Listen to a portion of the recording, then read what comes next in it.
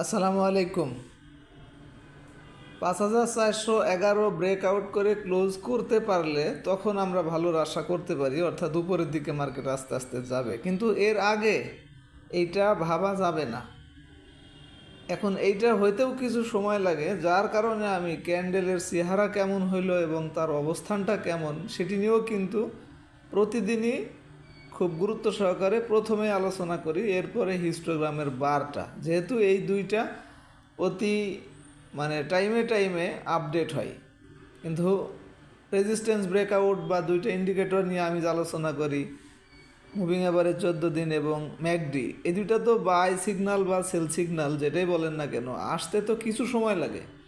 তো যারা ক্যান্ডেলের একদিনের ক্যান্ডেলের একটা চেহারা বা অবস্থান রিড করতে সন্দেহ মনে হয় বা পারেন না, আমাকেও মনে হয় যে না এটা হয়তো ঠিক না, তো হিস্টোগ্রামের বার দেখবেন এটা হালকা হইলো নাকি গাঢ় হইলো, এরপরেও এটার উপরে যদি বিশ্বাস না হয়, সর্বশেষ আপনারা রেজিস্ট্যান্স বা সাপোর্ট দেখবেন, তাহলে একটু সময় লাগবে, আমি তো বারবারই বলি। আর যদি এই দুইটা ইন্ডিকেটর দেখেন তাহলে তো আপনি কনফার্ম হইতেই পারবেন, সাপোর্ট রেজিস্ট্যান্স এবং দুইটা ইন্ডিকেটর। আর এর চেয়ে দ্রুত দেখতে হলে বললামই তো ক্যান্ডেল অবস্থান এবং হিস্টোগ্রামের বার। তো এই সংক্ষিপ্ত অ্যানালাইসিসের মধ্যে এত সুন্দর করে, অর্থাৎ কুইক টাইম এবং একটু দেখা, দুইটা অ্যানালাইসিসের দুইটা পার্ট, তো সুতরাং এটা তো অবশ্যই আউটপুট। যেমন গত পরশু দিনের ক্যান্ডেল অবস্থান খুব সুন্দর ছিল, গতকালকে বাড়ছে। আচ্ছা, গতকালকের অ্যানালাইসিস আপনারা শুনছেন না? এটা দেখেন 92 পয়েন্ট প্লাস হয়ে 39-এ ক্লোজ হয়েছিল, অর্থাৎ উপরে অনেক শ্যাডো। সেই ইন্ডিকেটরে এই ক্যান্ডেলের শ্যাডো কী পরিমাণ এর আগের ভিডিওতে সেটাও ক্যালকুলেশন করে দেখানো হয়েছিল। তো যাই হোক, আজকে মার্কেট সারাদিনই প্রায় একটু প্লাস একটু মাইনাস রাখলেও লাস্টের দিকে এসে কিন্তু মাইনাসের গতিটা খুব দ্রুতই বেড়ে 27 - ক্লোজ হয়েছে। এখন ক্যান্ডেল বিয়ারিশ ক্যান্ডেল দেখতেই পাচ্ছেন, ক্যান্ডেল অবস্থান এইখানে দেখে মেজারমেন্ট করা শুধু এই ভলিউমের মতোই, এখানে কঠিন, এখানে দেখার তেমন কিছুই নাই। তবে এটা বলে রাখতেছি যে ৫,৪১১ ব্রেকআউট অবশ্যই করতে হবে। আর দ্রুত দেখার জন্য যেটা হিস্টোগ্রামের বার, সেটি কিন্তু এখনও আজকেও দেখেন হালকা হয়েছে এবং একটু ছোট হয়েছে। এটা অবশ্যই বড় এবং গাঢ় হইতে হবে, আগের দিনের তুলনায় বড়।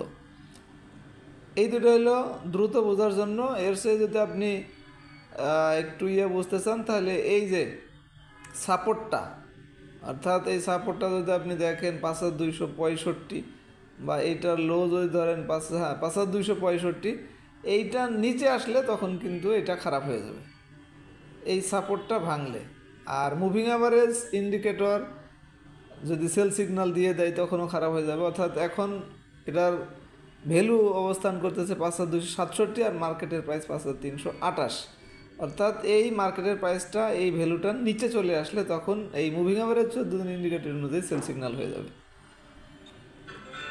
যদিও হয়তো এই আপনার ম্যাকডির যে ইন্ডিকেটর, এই ইন্ডিকেটরটি হয়তো সেল সিগন্যাল আসতে কিছুটা সময় লাগবে, অর্থাৎ এই ব্লু রেখাটা অরেঞ্জ রেখার নিচে আসতে সময় লাগবে। এই জন্য আপনি আপাতত এই সাপোর্টটা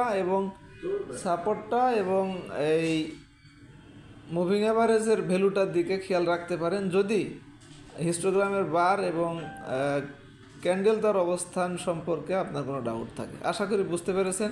এখন যাদের ভিআইপি মেম্বারশিপ নেওয়া নাই, ট্রেডারে আজকে কোনগুলো বাই করার জন্য সাজেস্ট করতেছে দেখতে পান না, তাদের জন্য দেখাবো। যারা মেম্বারশিপ নিতে চান, আমাদের অফার চলতেছে ৩৬০০ টাকা 2 বছরের প্যাকেজ, এখন ৩,০০০ টাকা। এই অ্যাপসের উপরেই যে নাম্বারটা, ওই নাম্বারটায় যোগাযোগ করে নিতে পারবেন। এখন মুভিং অ্যাভারেজ অনুযায়ী আজকে কোনো বাই সিগন্যাল, হ্যাঁ 28টা স্টকের আসছে, এটা একটু বেশি। এই জন্য আমি একটু ম্যাকডিটা দেখাবো, এটা ফলো করতে পারেন। ম্যাকডি অনুযায়ী এই 8টি স্টকের নাম আসছে। আর এনগালফিং যদি দেখতে চান, তাও কিন্তু 22টা স্টকের নাম আসছে। এটা আপনি মেম্বারশিপ থাকলে কেনার সময়ই সার্চ দিলে এরকম একটা শর্ট লিস্ট আসবে, এখান থেকে আপনি পছন্দ করে একটা দুইটা কিনতে পারবেন। আশা করি বুঝতে পেরেছেন। ধন্যবাদ সবাইকে, ভালো থাকবেন। আসসালামু আলাইকুম।